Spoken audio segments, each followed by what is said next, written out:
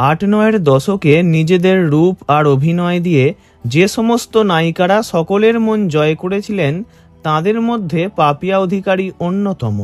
তখনকার দিনে একের পর এক বাংলা সিনেমাকে নাচে গানে অভিনয়ে হিট করিয়েছিলেন তিনি। তার অভিনয় আজও মানুষের মনে গেঁথে আছে। বর্তমানে অভিনেত্রী হওয়ার সাথে পাপিয়া অধিকারী এক রাজনৈতিক ব্যক্তিত্ব।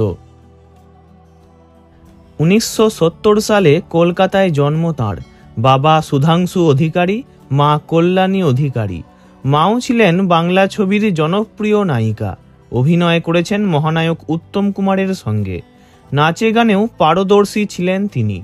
মায়ের চলা পথ অনুসরণ করেই অভিনয়ে নামেন পাপিয়া। প্রথম ছবি ছিল 1985-তে মুক্তি পাওয়া সোনার সংসার। তারপর 1988 সালের দেবী বরণ ছবিতে অভিনয় করেছিলেন তিনি। পরপর দুটি ছবি ব্যাপক হিট করেছিল। দেবী বরণ সিনেমাটি তো সেই সময়ের সমস্ত বক্স অফিস রেকর্ড ভেঙে দিয়েছিল। ছবির আইটেম গান বিবি পায়রায় পাপিয়া অধিকারীর সেই দুর্দান্ত নাচ মাতিয়ে দিয়েছিল সকলকে। তারপর বাংলার ঘরে ঘরে পরিচিত হয়ে যান পাপিয়া অধিকারী।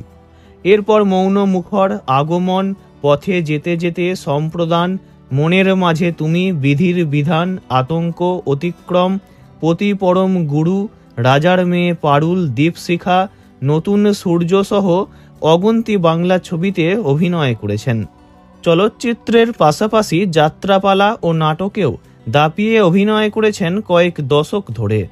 কেরিয়ারের সাথে নিজের সংসারকেও সামলেছেন পাপিয়া। 1990 সালে জনপ্রিয়তার শিখরে থাকাকালীনই তমাল কান্তি দেকে বিয়ে করেছিলেন তিনি। বিয়ের পর স্বামী ও মেয়েদের নিয়ে সংসার জীবন অতিবাহিত করেছেন। তাঁর বড় মেয়ে সুচেতনা দে একজন ভালো লেখিকা। তাঁর ছোট মেয়ে সুনন্না দে চলচ্চিত্র জগতের সঙ্গেই যুক্ত রয়েছেন। একটা সময়ে অভিনয় জগতে পাপিয়া অধিকারীর জনপ্রিয়তা অনেক কমে যায়, এমনকি কমে যায় পর্দায় তাঁর উপস্থিতি। ধীরে ধীরে চলচ্চিত্র জগৎ থেকেই হারিয়ে যান তিনি। অনেক বছর পর 2014 সালে চোখের তারা তুই ধারাবাহিকে অভিনয় করেছিলেন।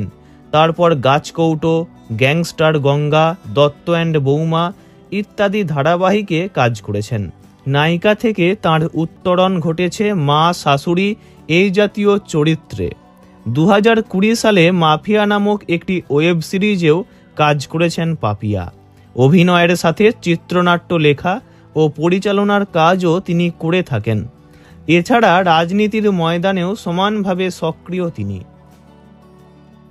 ভিডিওটি ভালো লাগলে লাইক করবেন, অন্য কারোর বিষয়ে জানতে কমেন্ট করবেন, আর এমনই সব ভিডিও পেতে চ্যানেলটি অবশ্যই সাবস্ক্রাইব করবেন।